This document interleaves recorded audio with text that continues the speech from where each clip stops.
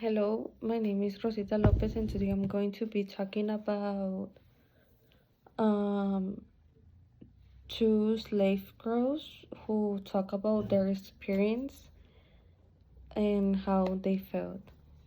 First, I'm going to be describing the experience of Harriet Ann Jacobs as a slave girl.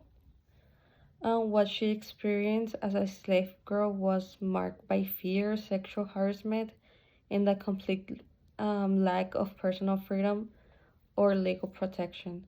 From the age of 15, she was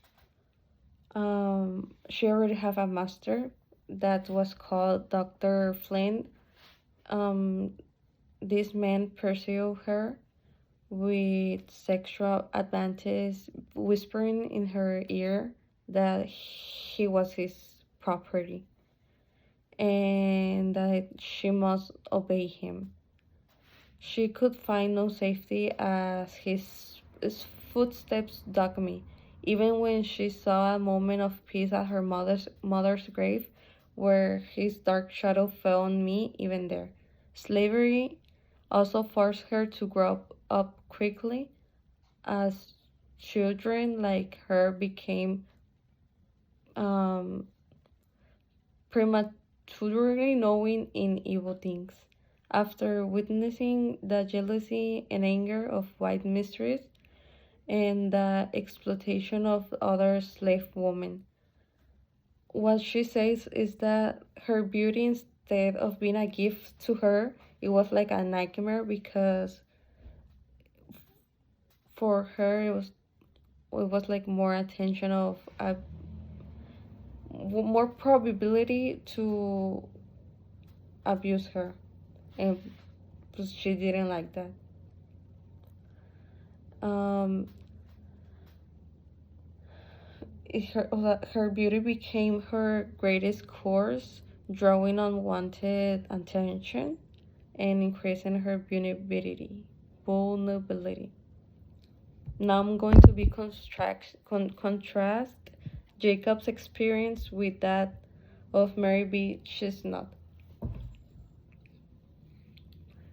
Um, Jacob's experience in incense in the life of a slave girl contrasts sharply with Mary Booking Chestnut's perspective in A Diary from Dixie, because Jacob lived the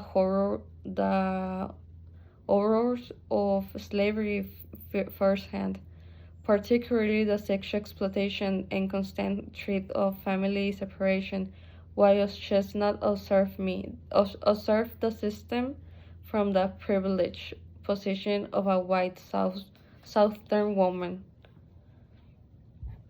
Jacobs endured coercion and abuse from her master, Dr. Flynn, and resists through hiding and strategic planning to protect herself and her children, highlighting the daily vulnerability of slave women.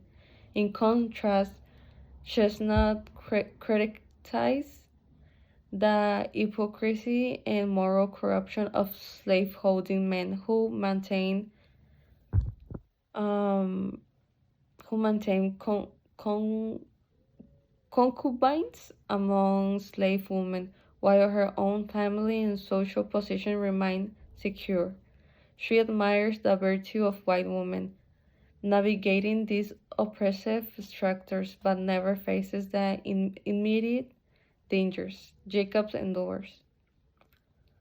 While naked narrative emphasize personal suffering, survival, and the injustice of slavery, Chestnut's diary offers moral reflection and social critiques, exposing the sexual exploitation, paternalism, and duplicity of Southern society from a position of observation rather than direct victimization.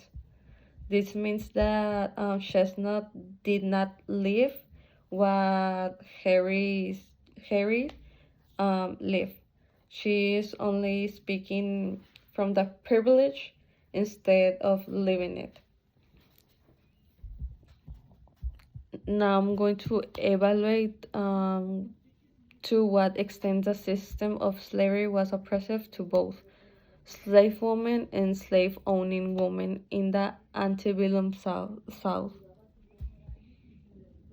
The, the system of slavery in the antebellum South was deeply oppressive to both slave women and slave owning women, but it oppressed them in profoundly different ways and to vastly different degrees.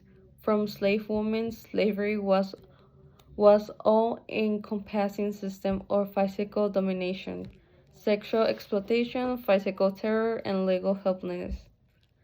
Harriet Jacob narrates shows this clearly. She lived under constant threat from her master, who whispered foul words in her ear, stalked her, and insisted she was his property, leaving her no legal protection from assault, violence, or coercion. A slave woman could be raped, sold, separated from her children, or killed without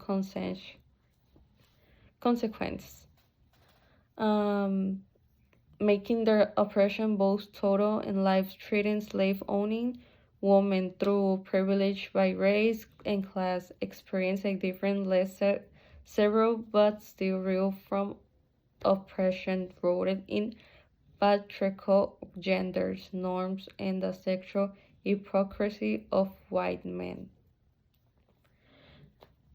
Mary Bucking reveals this when she describes plantation households functioning like hideous black harems, where masters keep slaving concubes and fathers mixed race children.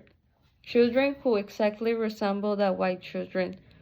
White wife were expected to remain silent, to play their parts of unsuspecting angels, and to tolerate their husbands' affairs without protest.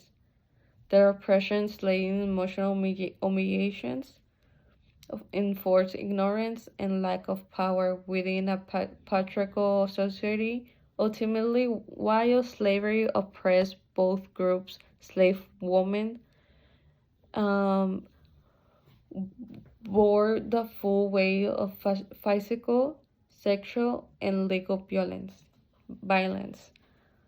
Slave owning women suffer moral injury, emotional suffering, and gender based constraints.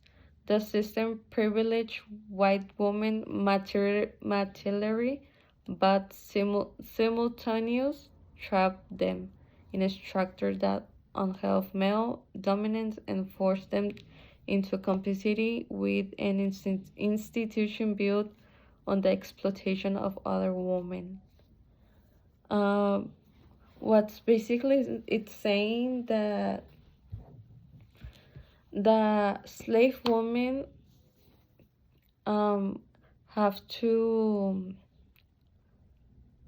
soportar humiliation, sexual abuse, even get killed, and was the owner it won't be in any trouble. But the the slave owning woman, they only have to live with emotional suffering. Uh, I don't traicionar and all those things.